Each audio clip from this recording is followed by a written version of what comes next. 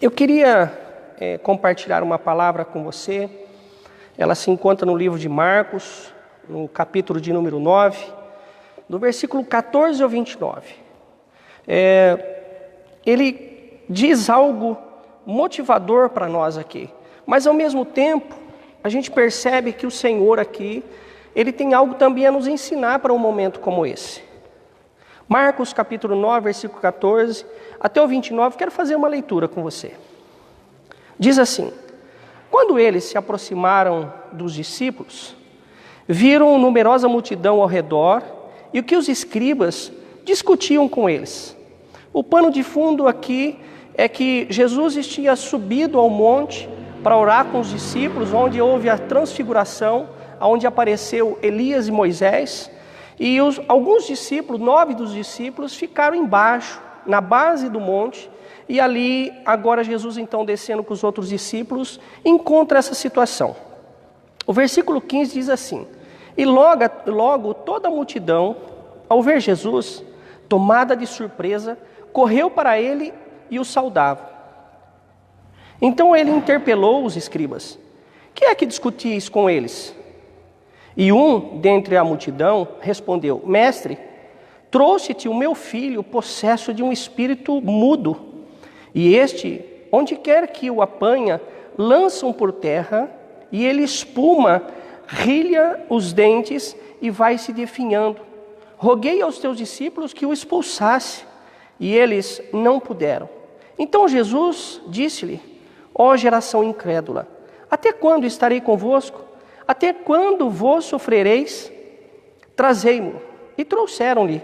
Quando ele viu Jesus, o espírito imediatamente o agitou com violência, e caindo ele por terra, revolvia e espumando. Perguntou-lhe Jesus ao pai do menino: há quanto tempo isso lhe sucede? Desde a infância, respondeu. E muitas vezes o tem lançado no fogo e na água para matar. Mas se tu podes alguma coisa, tem compaixão de nós e ajuda-nos. Ao que lhe respondeu Jesus: se podes, tudo é possível que crê. E imediatamente o pai do menino exclamou com lágrimas: eu creio, ajuda-me na minha falta de fé. Vendo Jesus que a multidão concorria, repreendeu o espírito imundo, dizendo-lhe: espírito imundo e surdo, e eu te ordeno, sai desse jovem e nunca mais tornes a ele. E ele, clamando e agitando muito, saiu, deixando-o como se estivesse morto, a ponto de muitos dizerem: morreu. Quando entrou em casa, os seus discípulos lhe perguntaram em particular: por que não pudemos o expulsá-lo? Respondeu-lhe Jesus: esta casta não pode sair senão por meio de oração e jejum. Eu estava meditando nesse texto. Por que Jesus fala sobre casta de demônio? Não é algo que é mais profundo, é um tipo de demônio, é um espírito maligno que ele requer muito mais do que uma oração, pura e simplesmente. Ele precisa de algo mais. Talvez eu e você tenhamos enfrentado, ou como nesse momento estamos enfrentando, momento de insegurança. E mais do que estar seguro, a gente precisa estar em Cristo. Porque Ele é aquele que sustenta aquilo que eu preciso, aquilo que você precisa. Jesus então começa a orientar ele, falou: olha, quando vocês jejuam e oram, o jejum nada mais é do que você se desligar das coisas da terra. Você se liga daquilo que sustenta a carne, você se desliga daquilo que pode fazer ali com que você tenha uma satisfação física. Então, você se desliga da terra fazendo o jejum. E quando você faz ali a sua oração, você, além de estar desligado da terra, você passa a estar ligado no céu. Então é como se eu mudasse uma chavinha de um lado para o outro. Eu desligo algo e ligo outro. E quando eu faço o jejum, eu estou me desligando na terra. Mas o jejum sem a oração, ele não causa efeito, ele passa a ser reconhecido por muitos. A restrição ao alimento como algo que fosse somente para a carne. Então eu estaria só fazendo ali um regime. E não é isso que o Senhor está nos ensinando. É jejum e oração. Então eu preciso alinhar essas duas coisas. No momento que eu estou ali fazendo o meu jejum, ao invés de eu alimentar a carne, eu busco alimentar o espírito. E neste momento eu apresento aquilo que está se passando como dificuldade. Qual é a dificuldade que estava se encontrando? O menino estava possesso. Mas algo que a gente precisa lembrar, que os discípulos tiveram uma experiência anteriormente. Se nós formos ler no livro de Marcos, no capítulo 6, no versículo 7, e depois no 12 e o 13, a gente vai perceber que Jesus deu uma autoridade sobre aqueles homens, os discípulos, e diz assim o versículo 7 de Marcos 6. Chamou Jesus os 12 e passou a enviá-los de 2 em 2. Dando-lhe autoridade sobre os espíritos imundos. Então Jesus aqui separa as pessoas, separa os discípulos de 2 em 2, dá uma autoridade para eles e eles vão para fazer a obra de Deus. E ali foi dada uma autoridade sobre os espíritos imundos. Aí eu pergunto, que tipo de espírito estava sobre aquele menino? Um espírito chamado de espírito mundano, imundo, infiltrado, mergulhado nas coisas do mundo. Mas se Jesus aqui deu essa autoridade, e no versículo 12 ele diz assim, então saindo eles, quem são eles? Os discípulos, as pessoas que receberam a autoridade do Espírito Santo, eles foram e estão ainda ali fazer a obra de Deus. Então, saindo eles, pregavam ao povo que se arrependesse. Olha só, que o povo se arrependesse. E ali, o versículo 13 diz assim, que eles expeliam, quer dizer, expulsavam muitos demônios e curavam numerosos enfermos, ungindo com óleo. Aí você para um momentinho para pensar e fala assim, mas, pastor, não eram as mesmas pessoas que estavam lá atrás, que agora eles estão orando para o menino, que eles tiveram autoridade. E Jesus, quando o capacitou para ir, Jesus não falou para eles que existia isso. Mas por quê? Aí a gente começa a aprender alguma coisinha que para mim foi muito importante, e eu acredito que para você também vai ser. Porque quando Deus nos dá uma autoridade, toda autoridade que Deus nos dá, é para que o nome dele seja o nome glorificado. É para que o nome dele seja o nome engrandecido. E aí, quando a gente começa a ler um pouquinho mais para frente, mesmo no capítulo que nós lemos inicialmente, que é o capítulo de Marcos 9, né? Quando nós chegamos no versículo 33 e o 35, Jesus, quando chega em casa, Jesus então vai lavar a roupa com os discípulos. Vai dar uma explicação e talvez os discípulos não soubessem daquilo que Jesus sabia, o que estava no coração deles. E é muito interessante isso, porque nós somos seres humanos, e isso pode acontecer comigo, isso pode acontecer com você também. O versículo 33 diz assim, tendo eles partido para Cafarnaum, estando eles em casa, olha onde eles chegaram, em casa. Jesus não tratou dessas coisas publicamente, simplesmente questionou, perguntou ao pai, quanto tempo esse menino está desse jeito, identificou a situação, e depois levou eles para casa. Mas falando um pouco sobre o pai do menino, falando sobre esse espírito, né? Essa casta, esse tipo de demônio, estava sobre aquele menino, e eu acredito, a Bíblia não diz, mas me dá a liberdade de pensar.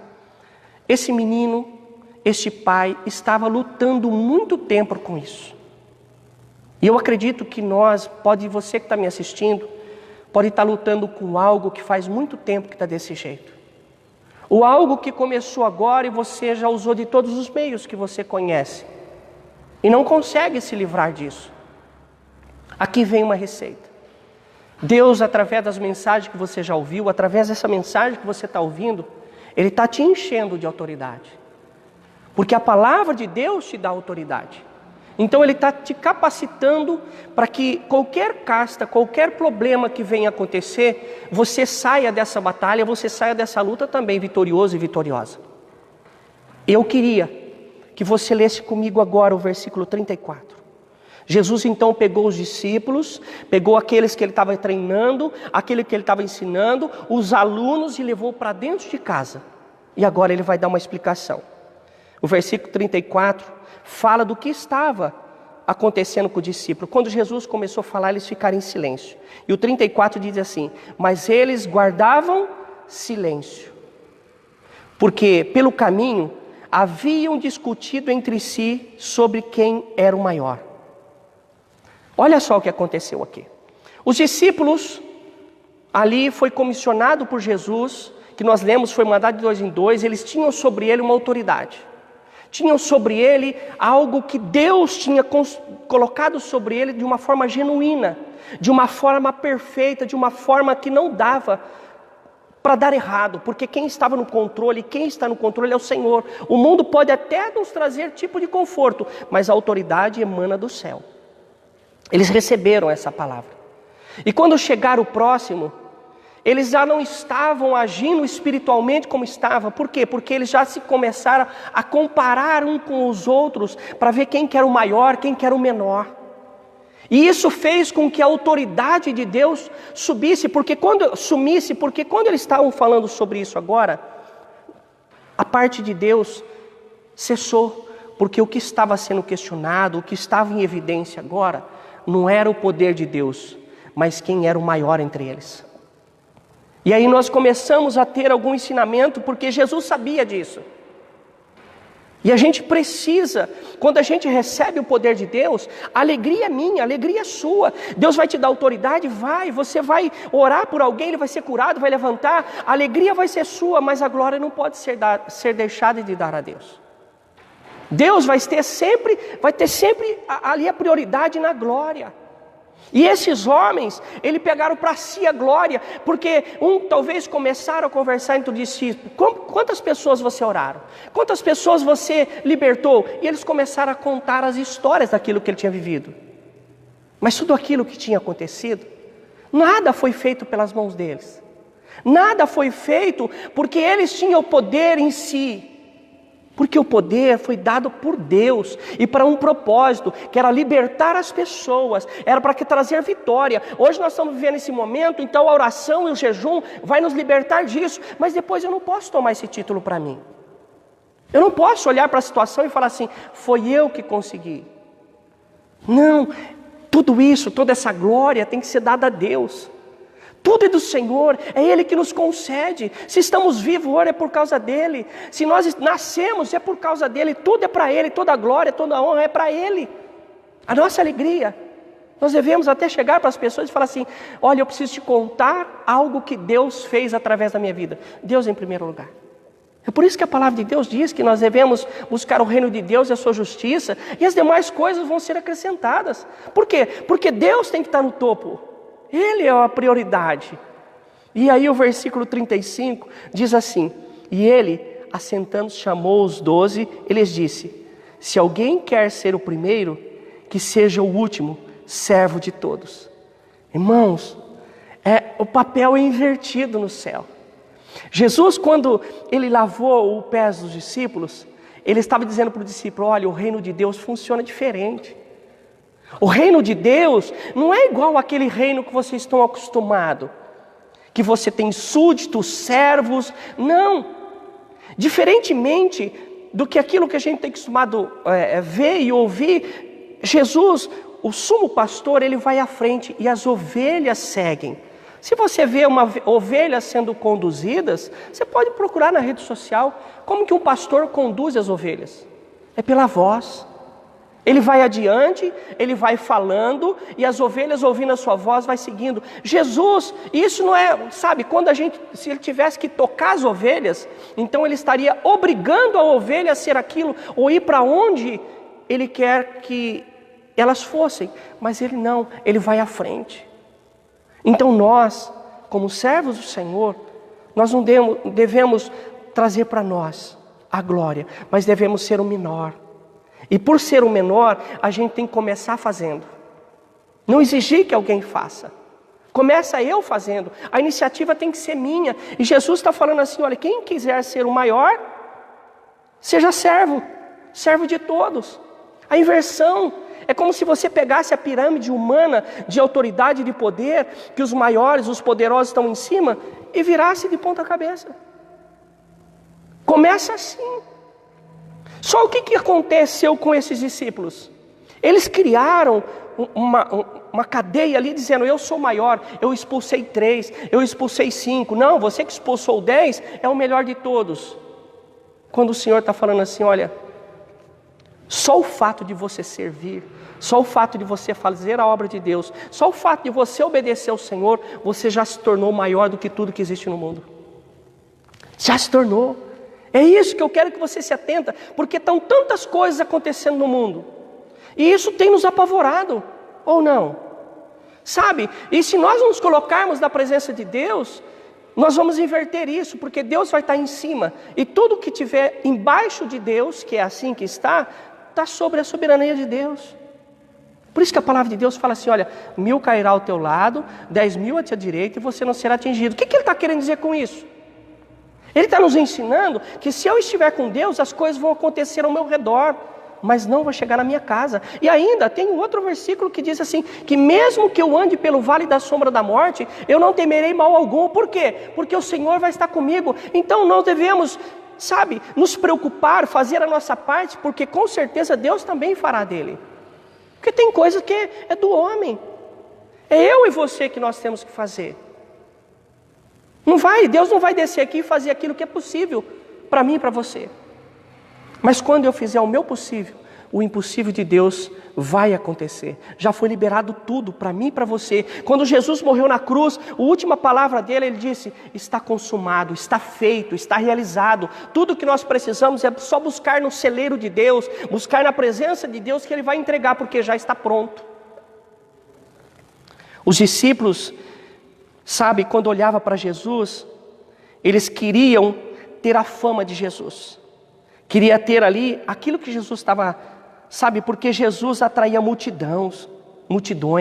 Jesus, eles viam os milagres acontecendo, a popularidade de Jesus. Eles conheciam Jesus e não era o único, né? Jesus era o único como Senhor. Mas eles, naquele momento, eles só estavam sendo religiosos. Eles não estavam sendo cristãos. Eles estavam sendo religiosos. O que é isso? É você tentar ser igual a alguém sem ser por Deus. Quer ver uma coisa que aconteceu? No Jardim do Éden, Deus visitava Adão e Eva todos os dias. Eva poderia muito bem falar assim, Deus, eu quero ter uma autoridade do Senhor. Eu queria que o Senhor me desse algo a mais do que eu já tenho. Só que em vez de buscar Deus, ela deu ouvido para as coisas do mundo. Deu ouvido para a serpente. E a serpente arrumou um jeito de ela conseguir as coisas de Deus sem ser por Deus. Ela se tornou simplesmente uma pessoa religiosa. Ela acreditava em Deus, mas cedeu algo que o mundo... Porque o sangue está ali protegendo. E é o sangue de Cristo que está sobre as nossas vidas. Mas também existe o outro lado. O caso de pessoas que pedem as orações, pedem intercessão, mas o que acontece? Ela continua vivendo a mesma vida. Sabe, o que está acontecendo hoje, o que tem acontecido no mundo, a palavra de Deus nos ensina que 1/3 das pessoas vão morrer. E o que está acontecendo hoje, as pessoas, eu acredito que Deus está despertando as pessoas para que possa buscar o Senhor, porque é o único lugar seguro, é na presença de Deus, é debaixo das asas do Altíssimo. Sabe, olha, deixa eu falar algo para você. Noé, quando Deus queria destruir a terra com água, ele pegou aqueles que são deles e colocou dentro da arca. Por quê? Porque Deus tinha uma intimidade, Deus tinha um contato ali com Noé, que fez com que o relacionamento dos dois o protegesse de todo o mal. Alguém poderia lhe pedir, para arrumar um emprego, para arrumar ali como motorista. E às vezes a gente pede coisas para Deus, que nós precisamos nos preparar para aquilo também. Já imaginou alguém chegando para um patrão e falar assim, olha, eu gostaria de arrumar um emprego de motorista. Nossa, emprego de motorista. Inclusive estão precisando de motorista, a empresa diz. Aí a empresa fala assim, bom, a nossa carga é uma carga perigosa, mas diga para mim, qual é a letra da sua carta? Eu não tenho carta não. Aí eu pergunto para você, essa pessoa precisa se preparar. Ele chegou o momento dela ter a oportunidade, mas ela não estava preparada. Sabe, como eu disse para você, 1/3 da população vai morrer. Hoje nós estamos tendo um sinal.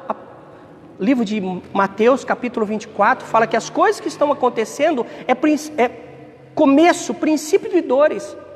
Isso quer dizer então que coisas piores do que essa vão vir. Eu não quero te assustar, não. O Senhor Jesus, quando escreveu essa palavra através de Mateus, Ele não queria nos assustar, mas Ele queria nos alertar para algo que está por vir. Se o que está acontecendo hoje está nos assustando, então nós precisamos nos chegar a Cristo, que é a nossa proteção, porque coisas piores podem acontecer. Biblicamente está me dizendo isso, e eu tenho lutado, me preparando. Eu sei que eu sou falho, mas olha, a minha força não vem da fonte que sou eu, mas vem de Cristo. Olhar para a situação diferentemente. Tudo é possível ao que crê. Resultado, sabe, parte de dentro de nós. E eu quero concluir lembrando você que o jejum não muda a Deus. Deus não pode ser mudado pelo meu jejum, mas o meu jejum vai mudar o meu sentimento, o meu relacionamento, a forma que eu recebo Deus dentro de mim. Porque quando eu faço o jejum, eu estou mudando as prioridades. Eu estou dando a prioridade em Deus. E isso, mudando essa prioridade, Deus começa a agir na minha vida de uma forma diferenciada. Porque eu dei abertura para Ele. O jejum não muda Deus, mas o jejum transforma a minha e transforma a sua vida em nome de Jesus. O versículo 29 que nós lemos respondeu: esta casta não pode sair senão por meio de oração e jejum. O que tem te assolado? O que tem te metido medo? O que tem feito com que você ficasse, sabe, temeroso no dia de hoje? Oração e jejum vai fazer com que essa ameaça caia por terra. Que nós comecemos a fazer isso. Eu convido a você nessa semana a começar hoje, pregoar um jejum, uma oração, para que aquilo que tem me assolado, aquilo que tem colocado medo em mim, não é para deixar ousado, mas me deixar corajoso em Cristo, de enfrentar, lutar, fazer o que precisa ser feito com toda ordem e decência, mas lutar, não se entrar numa caverna, porque um dia Elias entrou na caverna, e Deus foi lá e pediu para que ele saísse e enfrentasse a situação, mas enfrentasse a situação não da forma do homem, mas com as orientações de Deus, porque o jejum vai te trazer essas orientações. O jejum e a oração vai te trazer aquilo que você precisa, vai te trazer o caminho, o direcionamento que é interessante para mim e para você. Tem vitórias para cada um de nós, mas tem vitórias que nós só vamos conseguir através de oração e jejum. Sabe, é como se a oração, o meu conhecimento da palavra, tudo que eu fizesse fosse até aqui, mas tem algo que Deus quer oferecer a mais, que inclui o jejum, junto com a oração. Jejum, desliga-se da terra. A oração, liga no céu, conecta com Deus. Então que você possa, a partir de hoje, começar a se desligar das coisas da terra e se conectar com Deus. O jejum e a oração faz isso. Jejum foge das práticas tradicionais, pois há necessidade de se desligar fisicamente. Qualquer coisa que a gente vai fazer que não tenha foco, a gente pode ter um resultado que não seja o esperado, por falta de foco. Se nós somos cristãos, se nós acreditamos em Cristo, nós precisamos ser focados no Senhor. E eu te convido, nessa semana, fazer um diferencial, porque eu tenho certeza que tem bênçãos, maravilha, que Deus quer te dar, te entregar, que está acima daquilo que você tem expectativa do homem. Talvez você já tenha se frustrado com muitas coisas, tenha se frustrado com muitas pessoas, mas Deus é o único que não vai falhar na tua vida. Eu convido a você nesse momento, para que nós pudéssemos fazer uma oração. Eu queria orar pela nossa cidade, Bauru, estado de São Paulo, que tem muitas coisas acontecendo que talvez a gente não saiba, mas Deus o sabe. E se eu estou em Deus, Ele vai me levar a fazer aquilo que precisa ser feito.